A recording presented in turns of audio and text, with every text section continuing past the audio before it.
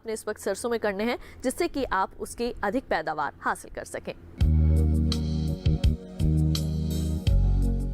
आज हम सरसों की अधिक पैदावार लेने के लिए क्या आवश्यक समसामयिक कार्य हैं उसके बारे में बात करेंगे। जैसा कि आप जानते हैं, सरसों की फसल खास करके उत्तर भारत में एक प्रमुख तिलहनी फसल है इस मौसम की। और जिन किसान भाइयों ने समय पर सरसों की बुवाई की है, जैसे समय पर बुवाई का मतलब है कि 15 से लेकर 25 अक्टूबर तक बुवाई की है, वो फसल इस समय जो है अपनी फली विकास की अवस्था पर है और कुछ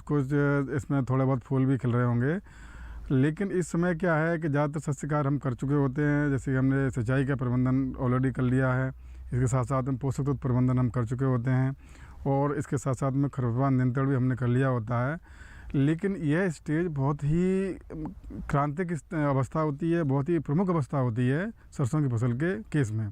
क्योंकि इस अवस्था पर क्या होता है कि फली विकास की अवस्था होती है। फली में बीज का बनना शुरू हो जाता है। अगर आप देखेंगे, बीज अभी थोड़ा पानी की अवस्था में रहता है या थोड़ा सख्त होने लगता है और पूरी तरीके से जो आपकी पैदावार है वो इस बात पर निर्भर करेगी कि इस अवस्था पर फसल को कितना अनुकूल वातावरण मिला हुआ है। तो अब इसमें जैसे देखा जाए प्रमुख रूप से इस साल बरसात भी इस खास करके रबी के मौसम में समय पर काफ़ी बार हो चुकी है, तो पानी की तो कोई समस्या किसी भी जगह पर ऐसा नहीं प्रतीत होता है। तो अभी बात आती है कि जैसे कुछ क्षेत्रों में कई जगह पे ये देखा जा रहा है कि जैसे तापमान में थोड़ी अगर वृद्धि हो रही है तो माहू का जो चेपा होता है, एक कीड़ा होता है जो फलियों से रस को चूसता है और उसमें जो दाना अभी पानी की अवस्था में उनको चूस करके एकदम बर्बाद कर देता है, उसका प्रकोप भी अगर हो सकता है तो आप इसके लिए बहुत ज़रूरी हो जाता है। जैसे ज़्यादातर क्षेत्रों में अभी इसका प्रकोप बहुत कम है, लेकिन अगर आप देखते हैं कि माहू या चेपे का प्रकोप खेत में बढ़ रहा है तो इसके लिए ज़रूरी होता है आप खेत में रोज़ जाएं और निरंतर रोज़ जा कर के आप इस बात का परीक्षण करें खुद ही कि खेत में चेपे का अभी क्या आक्रमण का स्तर है। चेपे का आक्रमण का एक पैटर्न होता है, इसमें आप देखेंगे कि शुरू की अवस्था में अगर आप इसको नियंत्रण कर लेते हैं तो चेपे से बहुत ज़्यादा नुकसान नहीं होने पाता है। शुरू में क्या होता है कि चेपा जो होता है वो हमारी सरसों की फसल के जो किनारे के पौधे होते हैं केवल उन्हीं को प्रभावित करता है। और जब आप खेत में जाते हैं देखते हैं कि किनारे के कुछ पौधे, एक या दो पौधे में अगर चेपा है तो आप ये मत सोचिएगा कि ये तो एक दो पौधे में है, इससे कुछ नुकसान नहीं होने वाला है। ये धीरे धीरे करके पूरी फसल में आपके फैल जाएगा, उसके बाद इसको नियंत्रण करना बहुत ही मुश्किल हो जाता है। इसलिए आवश्यक हो जाता है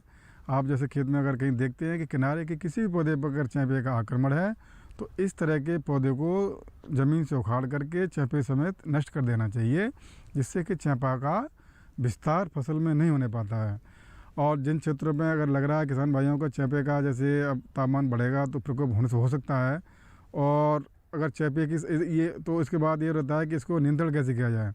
नियंत्रण करने के लिए एक तो बात ये आती है कि चेपे की संख्या के आधार पर हम डिसाइड करते हैं कि हमको कोई इंसेक्टिसाइड या कीटनाशी का छिड़काव करना है कि नहीं।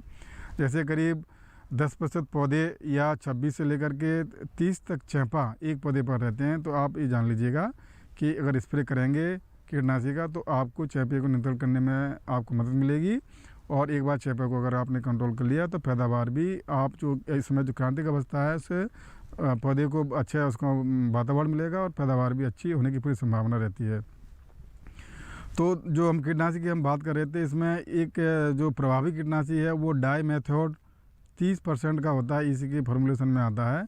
इसकी करीब 1 लीटर की मात्रा को 1 हेक्टेयर के हिसाब से छिड़काव करने पर बहुत अच्छा इसका असर होता है चेपे को नियंत्रण करने में। इसके साथ साथ में अगर डाईमेथोड नहीं है तो क्लोरपायरीफास करके दवाई होती है, इसका 20% जो घोल होता है उसको करीब आधा लीटर को 1 हेक्टेयर के हिसाब से आप इसका छिड़काव कर सकते हैं। 500 लीटर पानी में दवाई को मिला करके आप इसका छिड़काव करेंगे तो इसका नियंत्रण कर सकते हैं। इसके साथ साथ में जैसे एक और दवाई आती है जैसे ऑक्जेडिमेथोन मिथाइल करके बोलते हैं, इसकी करीब 25% की मात्रा को 600 मिलीग्राम को करीब 500 लीटर पानी मिला करके छिड़काव करते हैं तो भी चेपे का आप कंट्रोल कर सकते हैं। लेकिन चेपा नियंत्रण करने के लिए एक और प्रमुख बात है कि जैसे आप खेत में जाते हैं देखते हैं कि इसमें चेपा के भी कुछ मित्र कीट होते हैं जो चेपा को खाते हैं। तो मित्र कीट जैसे कि आप एक कॉक्सिनेला होता है, एक कीड़ा होता है जिसकी पीठ जो है बहुत चिकनी और गुलाबी रंग की होती है। इस तरह के अगर आपको कॉक्सिनेला दिखाई पड़ते हैं खेत में या सिरफिट टाइप का जो इंसेक्ट होते हैं वो दिखाई पड़ते हैं,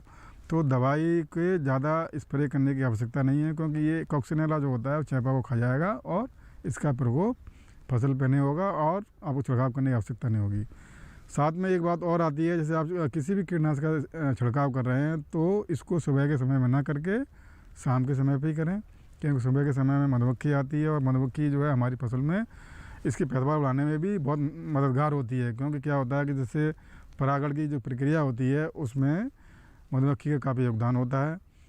इसके साथ साथ में जैसे एक तो हमने चैपा के बारे में बात की, अभी ये देखा जा रहा है जिन किसान भाइयों ने देरी से बुवाई करी है, जैसे कि अक्टूबर के लास्ट में, नवंबर के फर्स्ट वीक में, तो वहाँ पर सफ़ेद रौली, सफ़ेद रतुआ बोलते हैं, उसका प्रकोप सरसों की फसल में काफ़ी देखने को मिल रहा है। ये जैसे ये फसल है इसमें भी कुछ पौधे जैसे ये देर से बुवाई की गई है, इसमें भी आप देखेंगे यहाँ पर भी सफ़ेद रौली का आक्रमण हुआ है। ये एक फफूंद जनित रोग होता है और शुरू में तो पत्तियों पे आता है, बाद में पूरा फूल इससे विकृत हो जाता है और इस तरह के फूलों में बाद में चल करके बीज भी नहीं बनने पाता है। तो अगर शुरू में इसे मुख्य बात ये होती है, शुरू में आप जब भी सरसों की बुवाई करते हैं तो इन बीमारियों के बारे में आपको जानकारी होनी चाहिए और बीज को उपचारित कर लेना चाहिए। और अगर बीज को उपचारित कर लेते हैं फंजीसाइड्स, जैसे इसमें एप्रोन एसडी करके आता है या मैनकोजेब आता है, उससे बीज को उपचारित करके बोते हैं तो इसका प्रकोप कम होता है। इस अवस्था पर जैसे अगर ज़्यादा ही आक्रमण हो रहा है तो एक छिड़काव जो है वो एप्रोन एसडी या मैनकोजेब करके होता है, इसकी 2 किलोग्राम मात्रा को पानी में मिला करके